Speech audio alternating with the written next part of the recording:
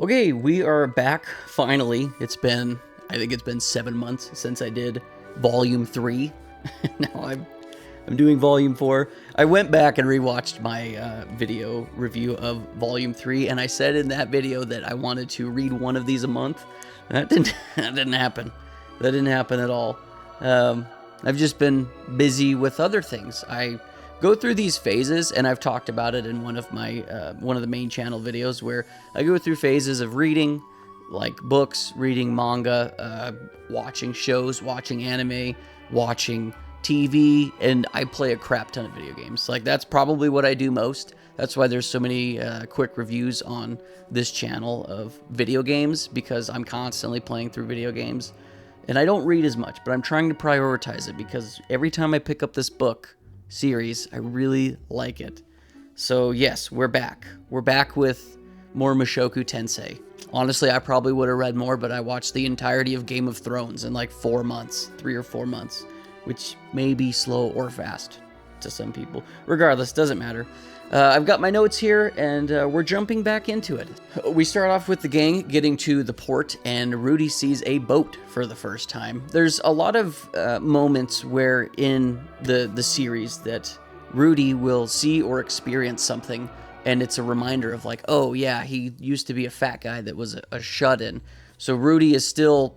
he's still changing, and he still sees himself a lot of the time as the old goober fat guy from his previous life, which I'll talk a little bit about later too. But yeah, Rudy's still a horn dog. He's still fawning over Eris. He wants to see her in a bathing suit, which doesn't exist in this world. The reason they're on the port is because they're trying to get across to the Millis continent, but the people here are racist against Superds, and they charge a fortune to basically smuggle a Superd across the continent. So the group is trying to get money so that they can get Ruijerd across, basically, is where they're at. Some of the people recognize them from the Adventurers Guild, and they call Eris and Ruijerd, they call them dogs, and they call Rudy the Kennel Master, which I thought was kind of funny. We get another moment in this one too where Rudy sees Man God.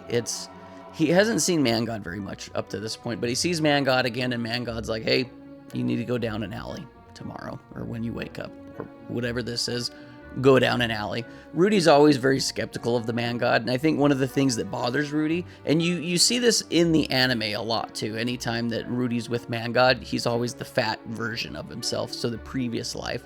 And I think it always bothers Rudy when he sees that fat version of himself, because he doesn't like it, and it's just a reminder of all the horrors that happened. So when Rudy wakes up, he goes to that alley, and he ends up finding this demon empress, and he saves her from some pervy dude. So she gives him a power, basically. And what she does is she gives him demon eyes so that he can see in the future. It's only a couple seconds, but Rudy is able to see the future with these demon eyes. So that's kind of like his new upgrade. And it's this empress demon here. Her name is Kishrika. Kishirika. Anyway, she gives Rudy the demon eyes, the power. So Rudy gets back, and he tells Eris and Ruijerd about the demon eye. And then Rudy spars with Eris, and he ends up beating her. He's never beaten her, and she gets kind of pissed off at this point. But Rudy's cheating. He's got the demon eyes. He can see her moves. Rudy and Ruijerd also have a chat about their next move, and they decide that getting smuggled across the continent would be the best way. And in turn, they have to do missions for bad people. So after that, we get a bonus chapter, which follows Roxy. She meets up with Paul's old adventurer group, an elf and a dwarf. Elena Lise, I believe is how you say her name, she is a harpy. She likes to sleep around with lots of people, and Roxy hears all the time coming from her room, her just banging away. And the funny thing is that Roxy is also in the same town as Dead End, which is Rudy's group. She goes to a beach at one point, and she sees Eris and Ruijerd practicing, like working out on the beach, training.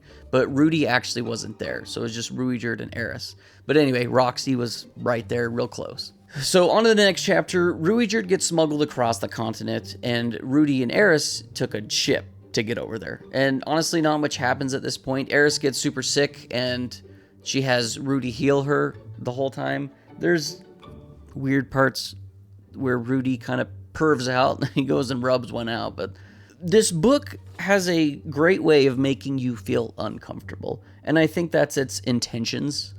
But Rudy's definitely a perv, and he definitely grows up. We'll say that. Once they get to the continent, Rudy leaves Eris at the inn to watch all their stuff, and he sets out to find Ruijerd from the smugglers. Once Rudy goes to the smugglers and then he finds Ruijerd, he talks to Ruijerd, and Ruijerd's like, hey dude, they've smuggled kids, and I don't do that. We gotta go save these kids. So they end up, and they go save these beast children, is who they are. They go and save these beast children. While they're saving the children, Rudy goes to save the kids, and then Ruijerd just loses it, and he slaughters all the people that are there that had kidnapped these kids. With all the guards dead, Rudy finds out that these kids were kidnapped from the forest. Ruijerd takes the kids out while Rudy saves. There was a dog. There was like a sacred dog there. So Ruijerd takes the kids out. Rudy's saving the dog. While Rudy's saving the dog, 2 other people show up, and they were beast people. And they think that Rudy had kidnapped the dog and the kids, and so they take Rudy back to their place. While Rudy is off being taken away, Ruijerd ends up chatting with one of the beast guys and kind of sets the record straight. At that point, the guy, his name is Gustav, he takes the beast children from Ruijerd, and then he goes back to his village where Rudy is at as well. Rudy's in jail for days. He thinks about escaping, but he weighs the consequences of that. Geese, which is another guy, gets thrown in jail for, I believe it's gambling. They get to know each other. You know, they become kind of buddies. And after being in jail for about a week or so, one day these two sense that something is off. And they look through one of the windows in their jail cell, and they see that the village is on fire. The fire was started by bandits who are murdering beast folk, and they're kidnapping children. This scene, honestly, was pretty horrifying. It was horrifying for Rudy, and after seeing this, he decided that instead of trying to break out or trying to escape amongst all the commotion, that he was going to try and help the village and save the village. One of the things is, like, the village is on fire, so these beast people can't really use their nose to help them fight. So what Rudy does to mask all the smoke is he's able to literally, like, summon down rain. One of the moves that Roxy taught him. Plus, I think he was able to take it to, you know, a step further. Rudy is, like, one of the mages of all mages. So he makes it rain down, the smoke goes away, the beast people start winning, and Rudy and Geese are also fighting, trying to help save people. One of the interesting things here, though, is Rudy doesn't kill any of these bandits. He only woundeds them. Like, he'll wound. Rudy only wounds them, and after he wounds them, the one of the beast people will come up and, like, stab the guy and kill him. Rudy sees that, and he's just like, yeah, I don't want to kill anyone, I guess, at this point. Rudy ends up seeing a guy named Gallus, who was one of the dudes that helped them smuggle Ruijerd across the continent. And when Gallus sees Rudy, he's like, bro, like, we helped you. What are you doing? Why are you killing Why are you killing us? Like, this is what we do. We smuggle people. We kidnap people. Obviously, Rudy at that point chooses the side of the beast people. He's like, yeah, what you're doing is wrong. And Rudy ends up fighting Gallus. And this battle goes on. Rudy's actually about to lose at one point. This was one of the parts, though, that, like I said, Rudy every so often will say something that, like, separates Rudy from whoever he was and how he still sees himself as that fat piece of crap from the other world, is he refers to Paul as his father from this world. So Rudy still has some sort of attachment to his previous self. Granted, he was that fat guy for, I think, 40 years or something. So he was older, maybe he was 30, I can't remember. He was the fat guy for a long time, but he has been Rudius for, I think, between 10 and 13 years, 14 years, somewhere in there. Rudy and Gallus end up fighting, and then Rudy ends up knocking Gallus out, and he gets arrested, and the children in the village are saved. After this, Rudy and the gang, so Eris and Ruijerd, end up showing up, and they have to stay in the village for 3 months because it's the rainy season, and I guess the rains are just too bad to travel in. So they end up staying at the Beast People village for 3 months, become friends with people, become friends with a lot of the people. They end up finding out that in this Beast village that, I can't remember if it's Rudy or Eris, they bring up Ghislaine.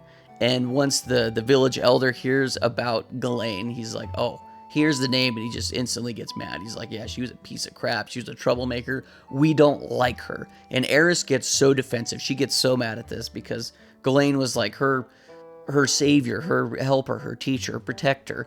And Ghislaine taught Rudy as well. That's how Rudy was able to learn sword fighting. Rudy was teaching Ghislaine and Eris, like, how to read, how to write, how to, proper English and whatnot, or whatever their language is that they speak. And in turn, she was teaching Rudy sword fighting. So they have a, banter back and forth, and the leader, I believe it's Gustav, is like, okay, like, I get it, sorry. That's just not, we don't know the same Ghislaine. But I think he was pleased to hear that Ghislaine is, like, leaving a positive impact on people. At this point, the gang is getting ready to leave the village after 3 months, and saying goodbye was hard for some of them. Some of the girls got mad at Eris because they didn't want her to leave. They became friends with her. Geese, the dude that was in the jail cell with Rudy, ends up joining the party / just traveling with them, because at some point he became friends with Rui, Jerd, and Eris. So he's like, hey, that's where I want to go. I want to go to the human continent. So he went with them.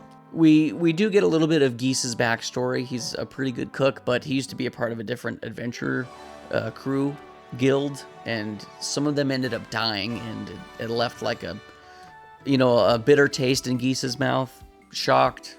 Geese is a pretty cool dude. He's pretty chill. So based upon the anime, we do get to see Geese more. Like, I'm not going to try and spoil anything, because I'm just going book for book. But anyway, we get more Geese. So the group leaves to the Millis continent for the land of man, and they end up getting there, and that's where this story ends. But we do get the extra chapter with Fitz. So last time, I talked about the bonus or the extra chapter last time, where we learn about Ariel, and we learn about Derek and Luke, and how Derek ends up dying, and the Silver Mage ends up showing up. Well, this takes place after that. The Silver Mage was Fitz. Fitz is now one of Ariel's new mage bodyguards.